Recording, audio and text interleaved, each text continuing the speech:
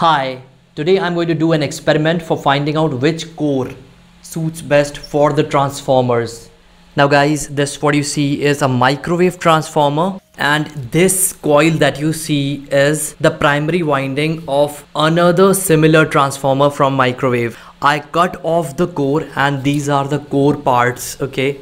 The next what I'm going to use is a 220 volts to 12 volts UPS transformer. I'm also going to use this 12 volts car headlamp bulb. So without any further delay, let's get started. Take the UPS transformer and these are the low voltage high current wires. Next, take up your 12 volts 100 watts car headlamp bulb and take one of its wires out of the two and connect it. Now two wires remain, one from the transformer and other from the bulb. Now to these two wires, this microwave primary coil will be connected.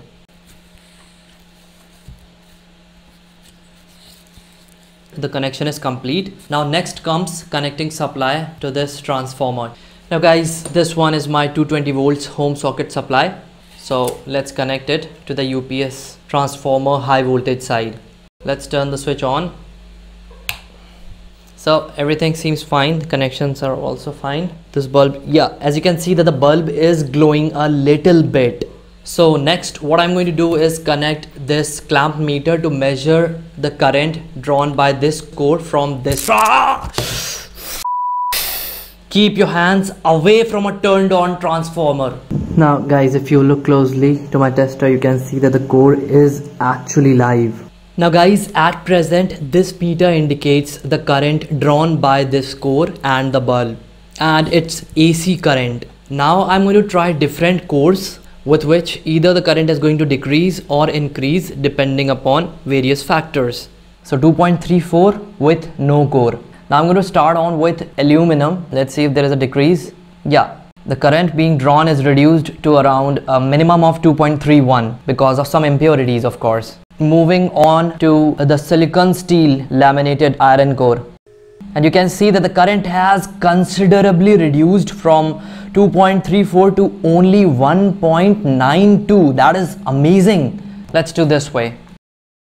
1.86 and then the super thick core that I have, and here we have the minimum of 1.64 amperes. So laminated steel cores reduce the iron losses, because of which the drawing current is obviously very low. And not just that, because of the core inside the coil, the inductance increases and so the drawn current reduces. Now ferrite core, here we have 2.01. So guys, the minimum that we have reached with the ferrite core is around 1.89 amperes. So guys, which one of the two do you think is better for transformer core? Silicon steel core or ferrite core? It doesn't matter. If you choose either of the two, you are going to be wrong. Now guys, here I'm going to explain it to you in the simplest way possible, and I am sure that you will understand it and never forget it. Now these two curves are the BH curves that represent hysteresis loss. This one, which is the first one, is for silicon steel core, which is this. Now this piece is from a microwave transformer. I cut it off. So the BH curve area for the silicon steel core is a lot bigger than the curve area for the ferrite cores. Bigger the area means more power loss, more hysteresis loss. So with the help of this curve, we can easily say that the ferrite cores, this one, are much superior to the silicon steel core because of less hysteresis losses. Now B represents flux density and H represents magnetic field.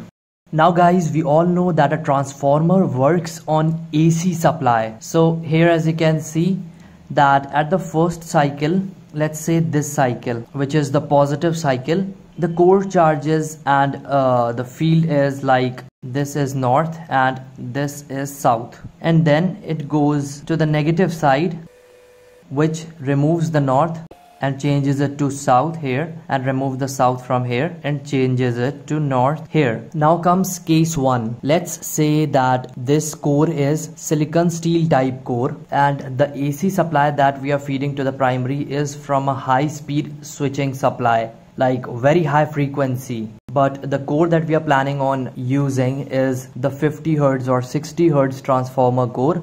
So the hysteresis loss is going to be 2000 times more than usual, resulting in heating up your silicon steel core to insane temperatures. So for these very reasons, steel cores are restricted to be operated at lower frequencies of 50 to 60 Hz, and for higher frequencies even up to megahertz, ferrite cores are used. Now guys, if we consider case 2, another type of power loss will occur, which will be due to saturation. Now here, as you can see on the diagram, here I'm using a ferrite core. You see it's like the D type, this type. You see, somewhat similar I tried to make. Okay, that's your secondary, and this one is your primary number of turns, D type of ferrite core. So when the primary is fed with low frequency AC supply, which is 50 Hz, the ferrite core reaches the saturation point very easily. Here in the diagram, as you can see, that the induced magnetic field is inside the core, the D-shaped core. Now because the frequency is very low, 50 Hz, it gets saturated, the core gets saturated very easily. And by saturation I mean that the core gets fully magnetized. Now even if I increase the current from the power input source, it is still not going to get any more magnetized, and that induced magnetic field which was inside the core gets out of the core, which is called the popping effect, and hence it draws huge current from the source and creating large amount of power loss.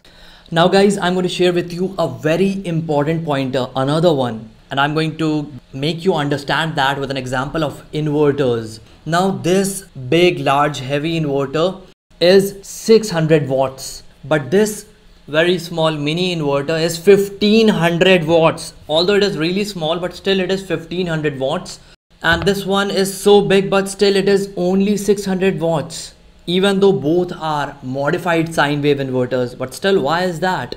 This inverter has high speed switching frequency mode because of the ferrite core type of transformer, while this has the old one, laminated steel, silicon steel core type of transformer, and that transformer is so heavy that it makes this inverter not portable at all. But this is like very easy to pick up. This is so heavy that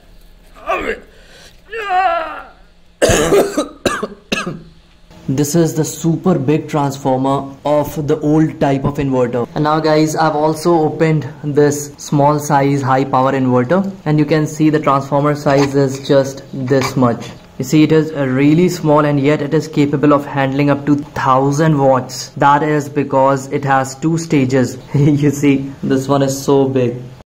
So now we can say that the ferrite cores are much better than the silicon steel core. Again, no. What will you say for the motors, the low frequency operating induction and universal motors? You cannot use ferrite cores because they are brittle. If they fall or get a jerk, they are going to break, which is not the case with the silicon steel core. These motors operate at around 50 to 60 Hz, which is low frequency, that is really bad or creates excessive loss for ferrite cores.